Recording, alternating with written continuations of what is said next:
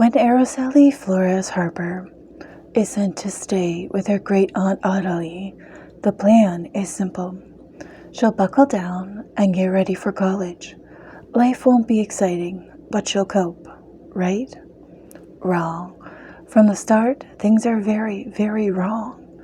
Her great-aunt still leaves food for the husband who went missing 20 years ago, and local businesses are plastered with missing posters. There are unexplained lights in the woods and a mysterious lab just beyond the city limits that the locals don't talk about. Ever. When Araceli starts receiving mysterious letters that seem to be coming from the past, she suspects someone of pranking her or trying to drive her out of her mind. To solve these riddles and bring the lost home again, Araceli must delve into a truly diabolical conspiracy, but some secrets fight to stay buried.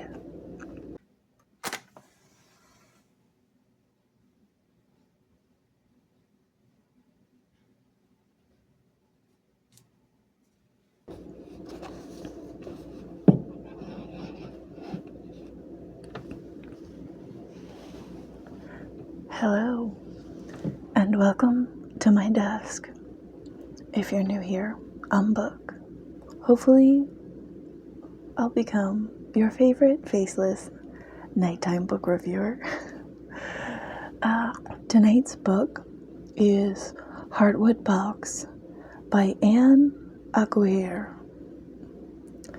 I'm still not sure how to pronounce her name from when I unboxed this during my book haul. But you can see it here.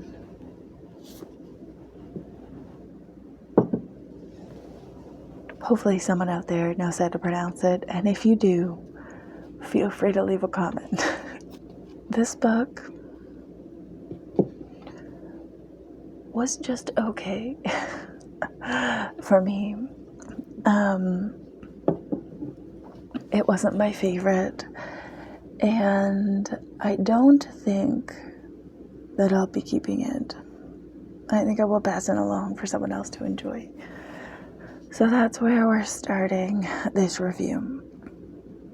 I will say, now having reread the synopsis, the book jacket attempt to get you to read it, I think it might sell you a little bit of a different story than what's inside the pages. But let me kind of give you my thoughts. This was me after I just finished the book.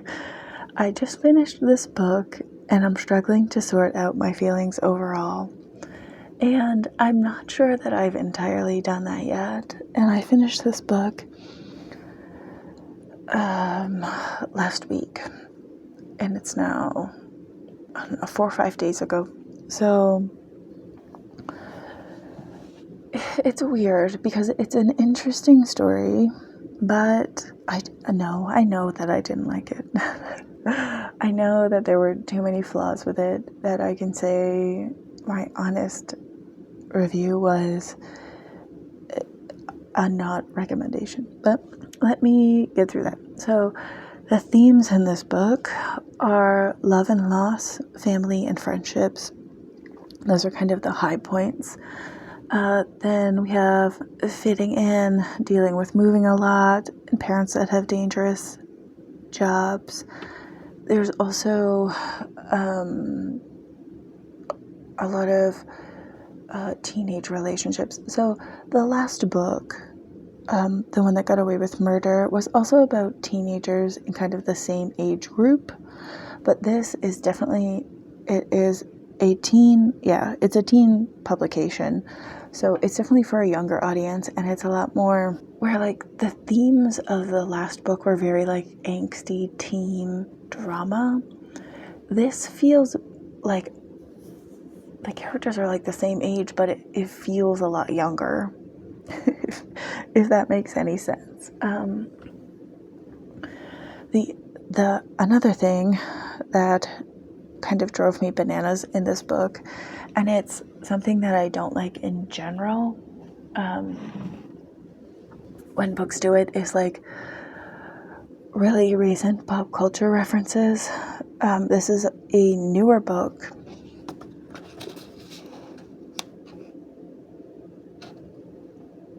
Published 2019. So actually not that recent, I guess now. But it definitely, everything feels recent since COVID. It all feels like everything happened at the same time. But there were like music references, TV references, pop culture things that immediately took me out of the story of the book. And kind of, I was like, oh, that's weird. Because it's like a real world thing. And you have books that are set in previous times that do like pop culture references of that era. And maybe it's just because it's so recent that it was jarring. But it's kind of like I want a book to be either take place in the real world or take place in a fictional world, and I don't want those lines to cross. And that's probably not a hard and fast rule, but in this instance, I found it super annoying. And everything felt rushed except the plot. So that might sound contradictory, but the relationships in the book, her immediate closeness to her friends. Araceli is the main character, and she makes a point to talk about how much she's moved around due to her parents' jobs. Her parents are journalists, and they work in kind of areas experiencing upheaval, whether that be revolution, social unrest, war, etc. So she's lived in a lot of places, and she's lived in a lot of like high stakes places. And she says that she finds it hard to make connections and to maintain friendships, and that she's kind of given up on that because she knows that they never last after she moves. You kind of try to stay in touch, but it never really works out, and then you lose that relationship. So why put in the effort if you know you're going to be moving again? But for some reason, despite the fact that she's only been in this place for like 2 weeks, and then she meets these people, and then the book happens over like the course of months, that she like falls into these relationships, and she's divulging all this information to these people, except for one character, that Yunsu, who she met online like years ago in a K-pop forum. And so they knew each other online, and then they get to meet in person.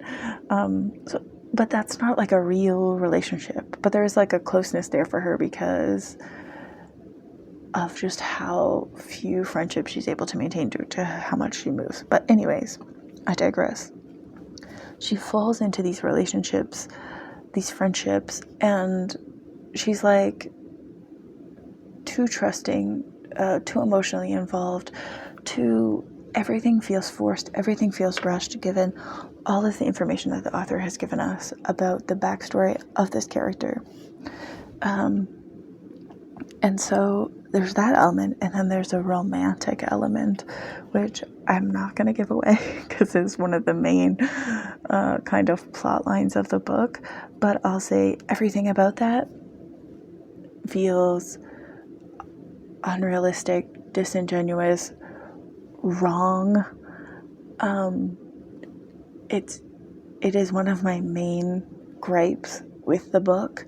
That element is severely rushed and severely forced. It makes no sense at all in any way, shape, or form. So it's really slow, and then everything erupts in the last 50 pages of the book, and it's just kind of like this tumultuous tumble off a cliff where this whole elaborate thing that's been going on to not give it away is revealed, is tackled, is is resolved, I guess. I don't know exactly how to put that, but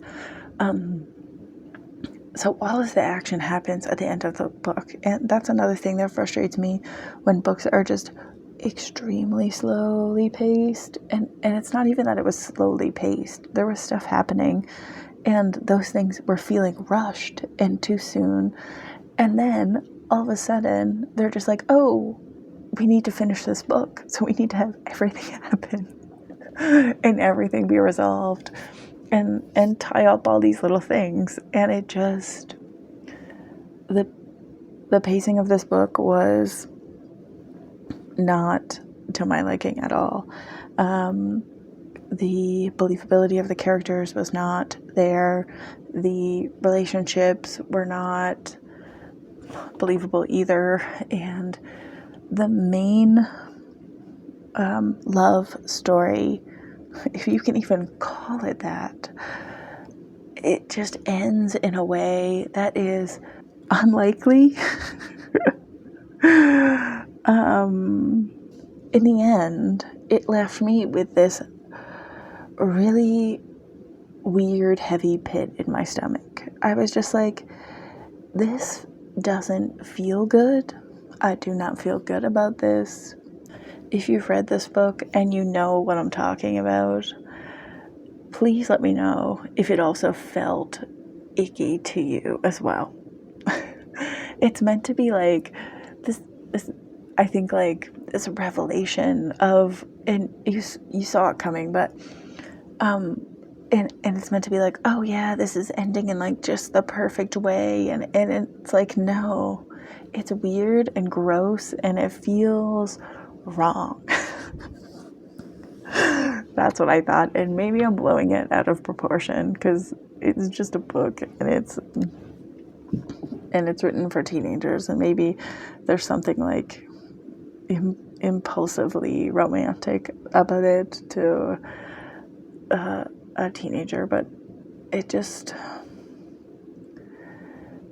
I don't know, it feels like a really good idea that just fell off a cliff. That's how I would describe this book.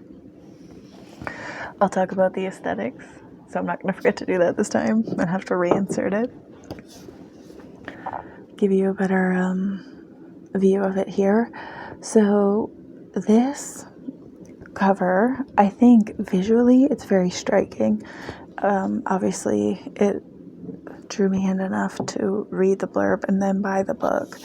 It's not misleading. It is relating to the story. I will say the way that the box is described in the book, I didn't really picture it like this.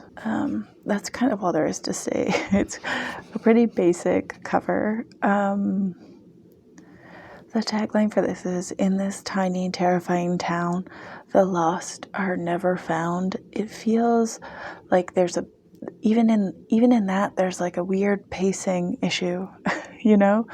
Like it feels like the second needs to have a pause in it as well. If that kind of gives you an idea what this book is about, and if you might want to read it, I hope I was able to give you enough and I wasn't just rambling about all the things that I didn't like. And I feel bad. I always feel bad when I have a book that I don't feel like I can redeem it just because it wasn't for me, you know? Like that it's a good book and it's just not to my taste. Or like the story wasn't for me, or like the characters didn't jive with me or something. But this book just has a lot of elements that I think don't work well. And so I can't recommend it. If it sounds interesting to you and it looks interesting to you and you want to give it a shot, by all means, I would absolutely love for you to do that and to let me know what you thought in the end. If you've read this book and you loved it, then let me know that too, you know? If you disagree with all of the things that I didn't like, then that is absolutely your choice as well. But for me, this one was a big miss, and Yeah, so that's it. That's my review for Heartwood Box. Thank you for joining me here at my desk tonight, and I will see you in the next one.